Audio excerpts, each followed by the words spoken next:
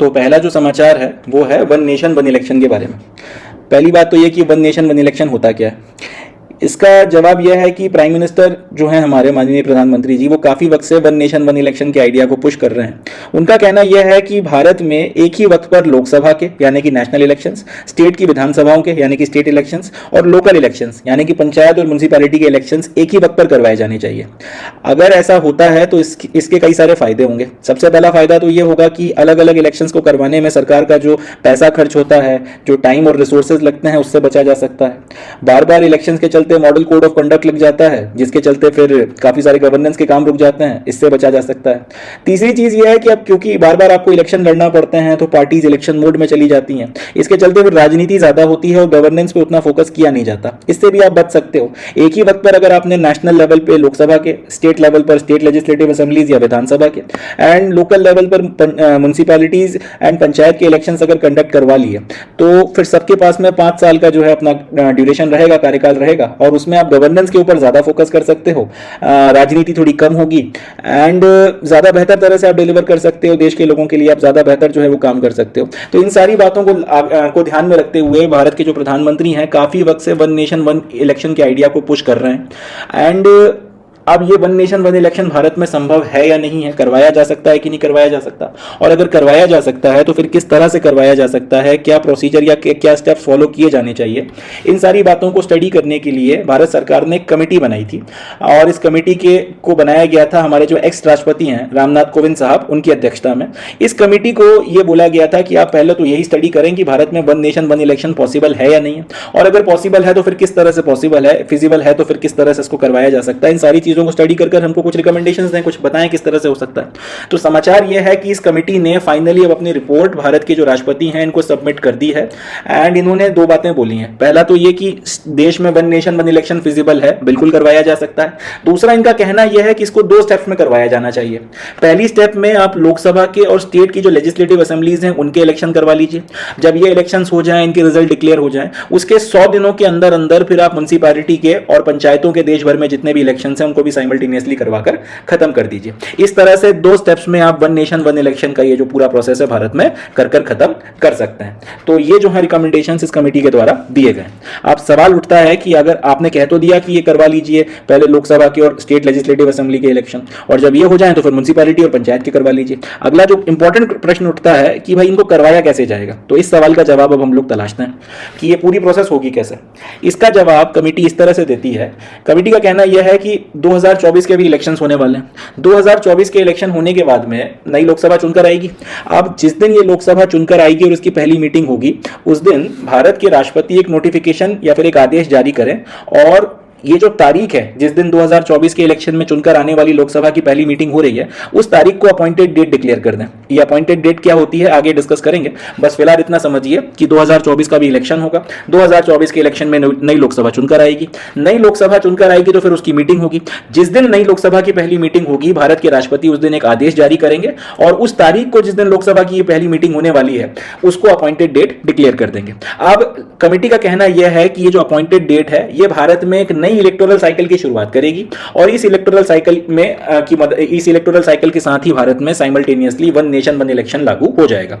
कैसे होगा वो भी आगे देखेंगे, मगर उसमें ये अपॉइंटेड डेट का बहुत बड़ा खेल है, इसको अपने को ध्यान रखना है। तो अपॉइंटेड डेट का मतलब क्या, नई लोकसभा भी 2024 के इलेक्शन के बाद में जो चुनकर आएगी उसकी जिस दिन पहली मीटिंग होनी है, अगर भारत के राष्ट्रपति एक आदेश जारी कर उस तारीख को अपॉइंटेड डेट डिक्लेयर कर देते हैं तो वो चीज जो है उस पर्टिकुलर चीज को यहां पर ये टर्म या फिर ये नाम दिया गया है। चलें, तो ये एक चीज हो जाएगी। अब इसके बाद में इनका कहना यह है कि आपने एक बार इस डेट को या इस तारीख को अपॉइंटेड डेट डिक्लेयर कर दिया, इसके बाद में अब ये जो नई लोकसभा है इसका कार्यकाल नॉर्मली 5 साल का होता है। तो ये जो अपॉइंटेड डेट है इससे अगर आप 5 साल जोड़ लो तो लगभग 2029 की गर्मियों में इस लोकसभा का टर्म खत्म होगा और अगला इलेक्शन करवाया जाएगा। इनका कहना यह है कि इस ड्यूरेशन में ये जो तारीख है अपॉइंटेड डेट, और इससे लेके ये जो लोकसभा का टर्म जब 2029 में खत्म होगा गर्मियों में, 2029 की गर्मियों में, इन 5 सालों के बीच में जितने भी स्टेट लेजिस्लेटिव असेंबलीज के इलेक्शन होने हैं, राज्यों की जितनी भी विधानसभाओं के इलेक्शंस होने हैं, अब होगा ये कि ये जितनी भी विधानसभाओं के इलेक्शंस हैं, जाहिर सी बात है इनके जो टेनर हैं या इनके जो टर्म है वो 2029 से ज्यादा होंगे। यानी कि जैसे बंगाल का इलेक्शन होना है 2027 में, तो उसका टर्म 2032 तक जाएगा। इसी तरीके से 2026 में होना है बंगाल का इलेक्शन, तो 2031 तक जाएगा।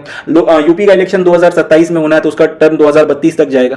तो कमेटी का कहना यह है कि अब आप करिए ये कि जितने भी ये इलेक्शंस राज्यों के अपॉइंटेड डेट के बाद में होने वाले हैं, इन और इसके बाद जितनी भी आपकी विधानसभाएं चुनकर आने वाली हैं, इनके टर्म को आप कम कर दीजिए। कितना कम कर दीजिए? इनका टर्म जो आपकी ये लोकसभा है, जिसकी पहली मीटिंग की तारीख को आपने अपॉइंटेड डेट डिक्लेयर किया था, इसके ड्यूरेशन के साथ ही खत्म हो जाएगा। यानी कि 2029 में ये जो हमारी 2024 में चुनी हुई लोकसभा आई है, जिसकी पहली मीटिंग की तारीख को हम लोगों ने अपॉइंटेड डेट डिक्लेयर कर दिया है, जैसे ही इसका ड्यूरेशन खत्म होगा, जैसे ही इसके 5 साल खत्म होंगे 2029 में, तो डजंट मैटर इस 5 सालों में कितने भी आपके राज्यों के इलेक्शंस करवाए गए हैं, उन सारी राज्यों की विधानसभाओं के ड्यूरेशंस भी इस पर्टिकुलर लोकसभा के ड्यूरेशन के साथ में या टर्म के साथ में खत्म हो जाएंगे।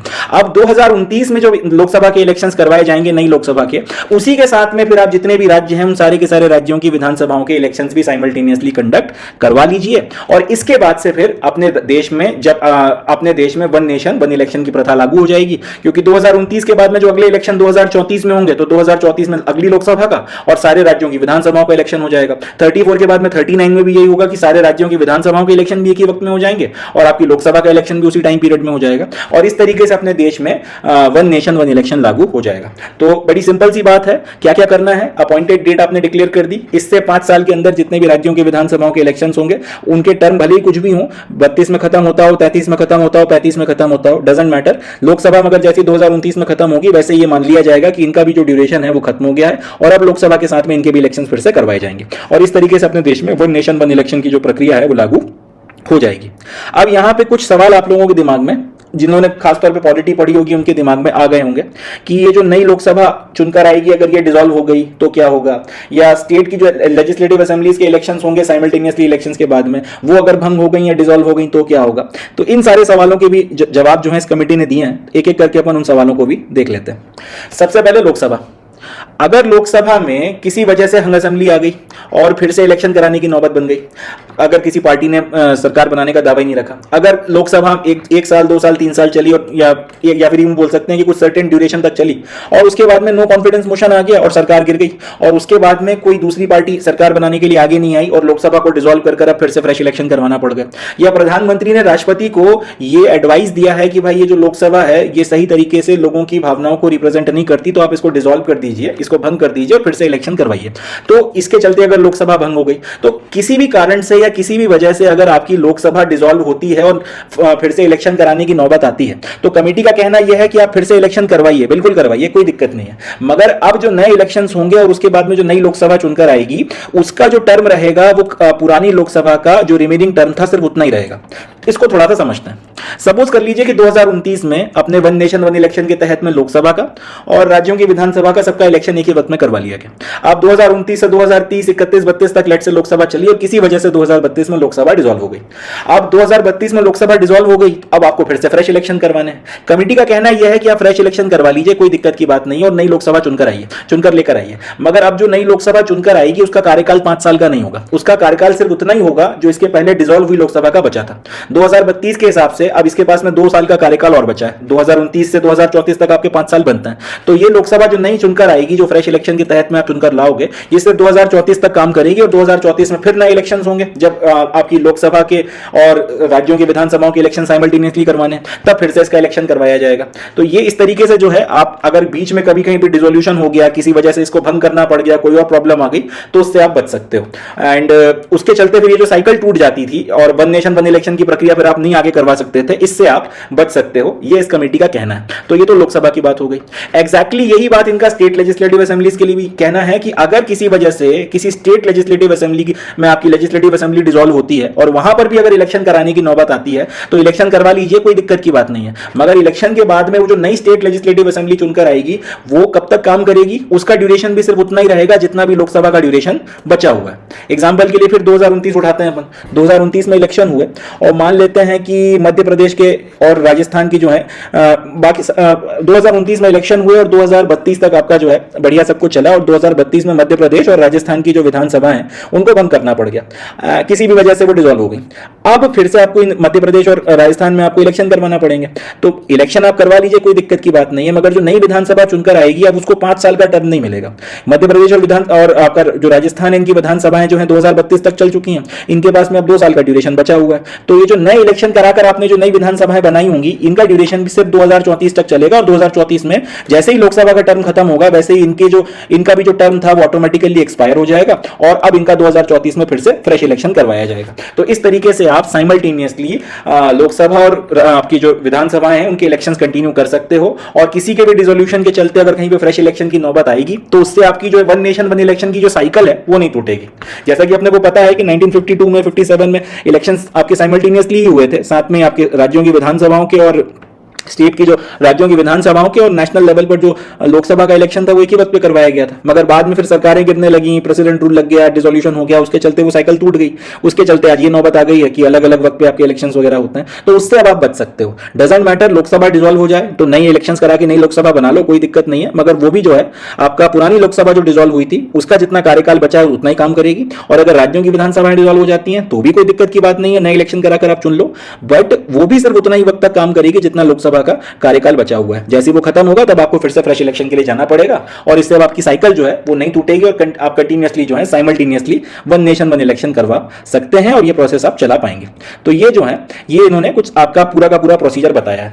अब कमेटी का आगे कहना यह है कि ये करने के लिए आपको कुछ संविधान में संशोधन करना पड़ेंगे, कुछ अमेंडमेंट्स जरूरी हैं, उसके बिना ये पूरी की पूरी प्रक्रिया नहीं की जा सकती। सबसे पहले आपको आर्टिकल 83 में अमेंडमेंट करना पड़ेगा।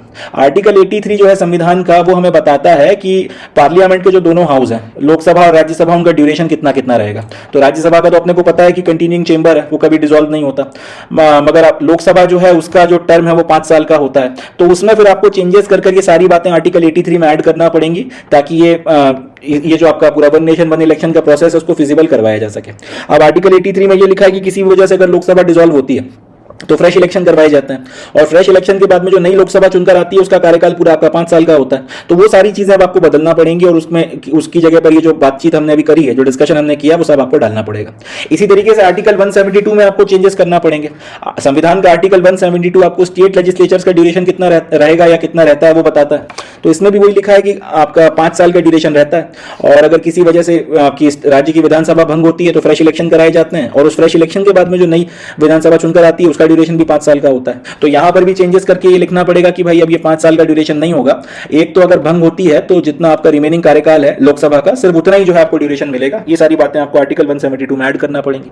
अब कमेटी का कहना यह है कि ये दोनों चीजें करने के लिए कॉन्स्टिट्यूशनल अमेंडमेंट जो करना पड़ेगा उसमें आपको स्टेट लेजिस्लेटिव असेंबली से रेटिफिकेशन कराने की जरूरत नहीं है। वैसे तो आप लोगों को पता ही होगा, जिन बच्चों को नहीं पता उनके लिए बता रहा हूं। भारत में अगर संविधान संशोधन होता है तो 2 तरीकों से किया जाता है। एक तो आप स्पेशल मेजोरिटी के साथ में पार्लियामेंट के दोनों हाउसों में पास करा लीजिए, और उसके बाद में फिर आप प्रेसिडेंट के पास में भेज दीजिए, प्रेसिडेंट साइन कर दें तो कॉन्स्टिट्यूशनल अमेंडमेंट हो जाता है। एक ये होता है कि आप पार्लियामेंट के दोनों हाउसों में स्पेशल मेजोरिटी के साथ में पास करवा लीजिए, और उसके बाद में स्टेट्स के पास रेटिफिकेशन के लिए भेज दीजिए, और स्टेट की लेजिस्लेटिव असेंबलीज में सिंपल मेजोरिटी के साथ में पास करा लीजिए। जब एटलीस्ट आपकी आधी स्टेट लेजिस्लेटिव असेंबलीज उसको अपनी विधानसभाओं में सिंपल मेजोरिटी से पास कर दें, उसी के बाद में आप जो है उसको भेज सकते हैं प्रेसिडेंट के पास में साइन करने के लिए, और प्रेसिडेंट जब उसको साइन कर देंगे तब जाके फिर वो कॉन्स्टिट्यूशनल अमेंडमेंट माना जाएगा।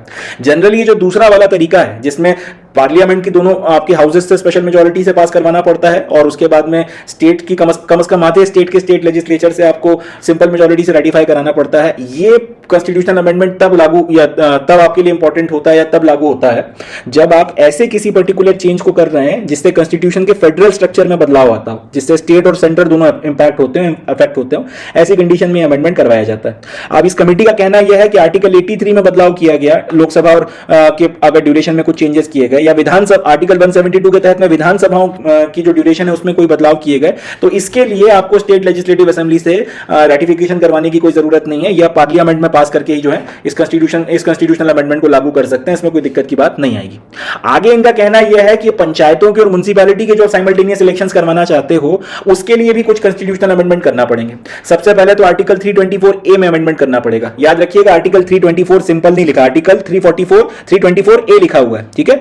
याद रखिएगा, आर्टिकल 324 नहीं, आर्टिकल 324 ए। सबसे पहले आपको आर्टिकल 324 ए में चेंज करना पड़ेगा, जिसके तहत में फिर आपको जो है साइमल्टेनियस इलेक्शन कराने की पावर मिलेगी पंचायतों के और म्युनिसिपैलिटी के। आज की तारीख में यह है कि हर एक स्टेट की जो स्टेट इलेक्शन कमीशन होती है वो अपने खुद के पंचायत और म्युनिसिपैलिटी के इलेक्शंस कराती हैं। अब उनके अपने अपने ड्यूरेशन है, अलग अलग टाइम है उनके। तो सबसे पहले तो आर्टिकल 324 ए के तहत में आपको ये पंचायतों के और म्युनिसिपैलिटी के साइमल्टेनियस इलेक्शन पूरे भारत में हो सके, ये इसके लिए आपको परमिशन लेना पड़ेगी, ये सारी बातें लिखना पड़ेंगी। उसके बाद आर्टिकल 325 में कुछ अमेंडमेंट करना पड़ेंगे।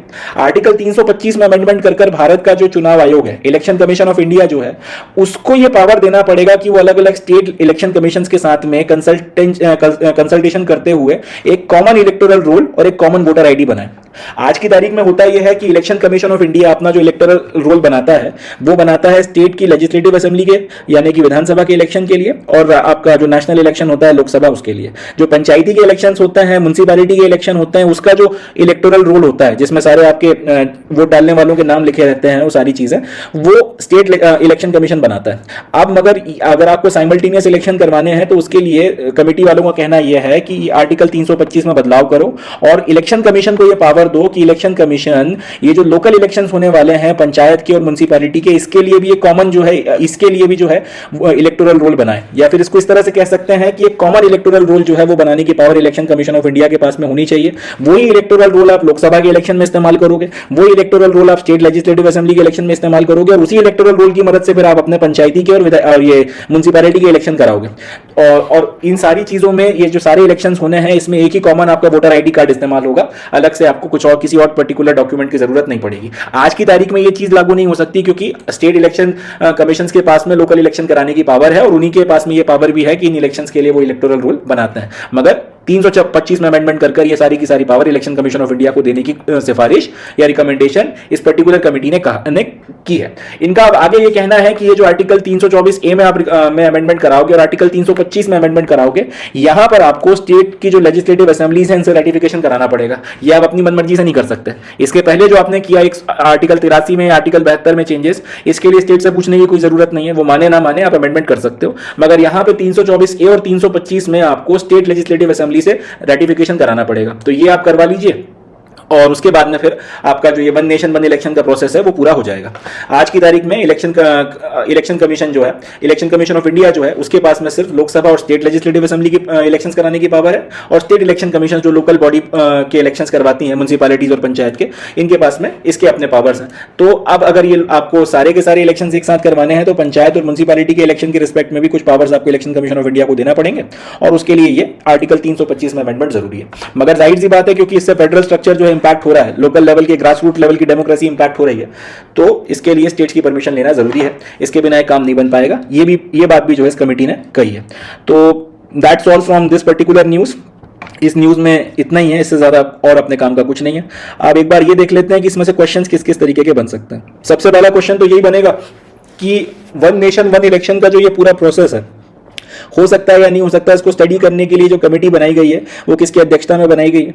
या फिर इस तरह से पूछा जा सकता है कि रामनाथ कोविंद कमेटी जो काम कर रही है ये किस पर्टिकुलर सब्जेक्ट को लेकर काम कर रही है। दोनों का जवाब है वन नेशन वन इलेक्शन, ये अपने को याद रखना है। दूसरा एक क्वेश्चन बन सकता है कि अपॉइंटेड डेट नाम की चीज कुछ वक्त से न्यूज में है, ये किस चीज से रिलेटेड है, तो इसका जवाब भी अपने को ध्यान रखना है। Appointed date one nation one election से रिलेटेड है। तीसरा क्वेश्चन जो पूछा जा सकता है कि वन नेशन वन इलेक्शन कैसे करवाए जा सकते हैं, तो उसके लिए पूरा मैंने प्रोसीजर आपको बताया है। ये इसको अपने को ध्यान में रखना है। इसमें से जो भी एमसीक्यू बनाया जाए वो आप बता सकते हो। अगर आपको लिखने के लिए है किस तरह से भाई ये हो सकता है तो फिर उसमें भी आपको इसको एक्सप्लेन करना पड़ेगा। Lastly one nation one election से कौन कौन से आर्टिकल्स रिलेटेड हैं तो अपने को ड्यूरेशन रखना पड़ेगा। एक तो आर्टिकल 83 से रिलेटेड है जिसमें पार्लियामेंट के दोनों हाउसों का ड्यूरेशन बताया गया है। दूसरा आर्टिकल 172 रिलेटेड है जिसमें स्टेट लेजिस्लेचर का ड्यूरेशन जो है वो बताया गया। फिर लोकल आपके जो बॉडीज होती हैं उनके इलेक्शन से रिलेटेड जो आर्टिकल्स है वो भी ध्यान रखना पड़ेंगे। आर्टिकल 324 है और 325 की आर्टिकल 324 है साइमल्टेनियस इलेक्शन कराने की पावर के लिए, और article 325 election commission of India को आपका कॉमन एक इलेक्टोरल रोल जो है और वोटर आईडी बनाने का पावर देने के लिए, जिनका इस्तेमाल लोकल पंचायत और म्युनिसिपैलिटी के इलेक्शन में भी किया जा सके।